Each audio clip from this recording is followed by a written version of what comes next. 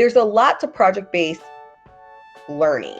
One of the key components in order for project-based learning to be successful is that you need to have some type of state standards, or just some type of standards in general.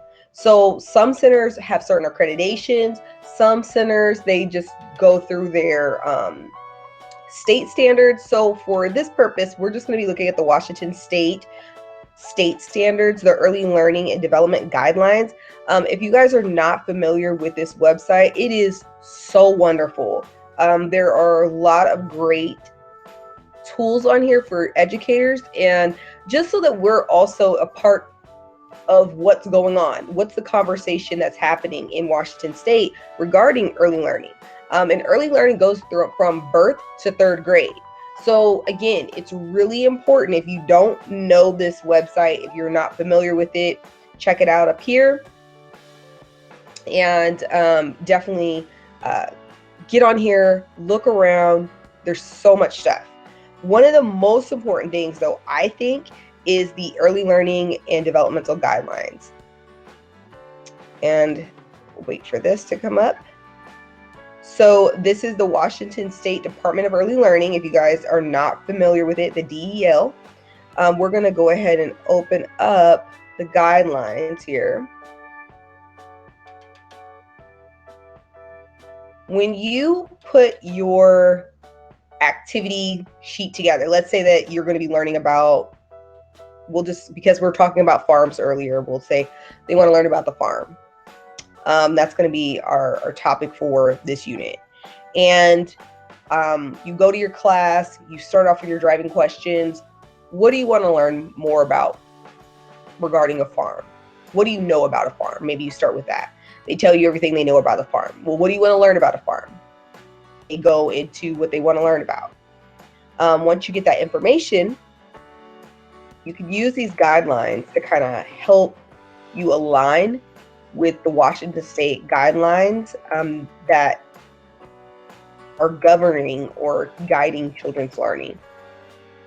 So I'm not going to go through all of this. This is a lot of great information here.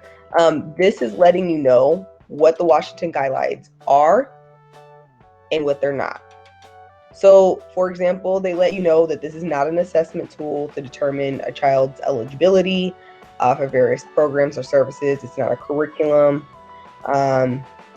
It does change quite a bit, but basically, again, if you look over here, it's going to help you to figure out how to develop the whole child. It's going to look at those diversity pieces. It's going to look at the next stages of growth. So this is kind of a general idea. There are assessments that you guys can use. NAEYC or NIAC has some really great guidelines on where a child needs to be. You can use any kind of guidelines to kind of develop and guide your learning that you're doing in class. This is a huge book, you guys, so I want to take you down to a part that would be helpful for us. And I love this because it also goes through like our infant stage, just stuff that we don't even think about when we are working with young children.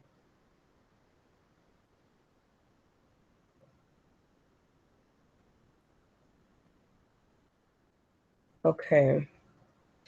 We're just going to grab one of these ones. Okay, so this is building relationships. This is one of their key points in the book. Again, I'm not going to read this to you guys, go through it, but this is an example of a learning tool or skill or measurement that you may want to use in your class when you're doing this. So maybe you guys are at circle time, you're learning about the farm. They say what they know about the farm, what they want to learn about the farm. And maybe you say, you know what, my class is really struggling in the social and emotional development. And so you want them to maybe work on teams. You want them to be able to share and take turns and help one another. So maybe you want to work on some of those interactions. And so what you're going to do you would look at one of these standards and you would help morph it into what you're looking for. Again, this is not going to be as detailed like if you were going through an accrediting body and you use one of their state standards. This just gives us general ideas of how a child is to grow and like kind of what are those milestones. And then also too, just things that, again, keeping in mind what we should be helping our children work on. I was speaking with one of the educators in my local area, and they were saying one of the biggest reasons why kindergartners are either being held back or they're struggling is that social and emotional skills. Those things are holding them back from actually moving forward. So being reminded of what those social and emotional skills look like, how they should be interacting, what kind of experiences should you be allotting in your classroom so that the child can grow and learn. And so, again, this just gives us some brief bullet points of what building relationships would look like for that child in that age range. Touching, seeing, hearing, and moving around. This is another area that educators can look at and just kind of get some general ideas of what they can do to extend the learning. Again, I can't say this enough. Sometimes it's not about the how simple this is. It's the fact that sometimes it's so hard for us to demonstrate this. This is why tools like this are extremely important. So in our little activity on open learning, I asked for you guys to find 3 areas that you're interested in. So for example, let's say that you're interested in touching and seeing and hearing, and you were going to choose maybe an example from this area, from one of these areas. I said choose 3, so you would need to choose like a section and then choose 1, 2, 3, like 3 different sections, you guys. So maybe one category in 3 different sections, and they could be from different sections or whatever. But choose 3 of them and then basically explain why you think this is most relevant to your classroom, the kids that you work with. It's just an exercise to open your mind. Again, some of the stuff is so simple, so practical, but it's these little things that we're really struggling with as far as demonstration.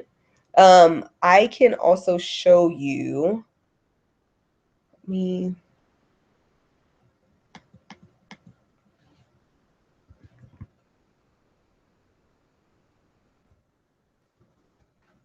gonna go into this.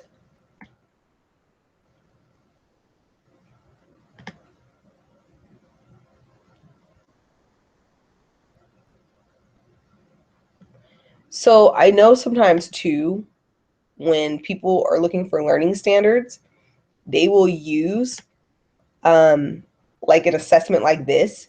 They'll clip it to their clipboard, and as they are hitting these different milestones in different areas, they'll start checking them off depending on which kid they're working with or which kid they're assessing. So something like this could be used also to set your standards.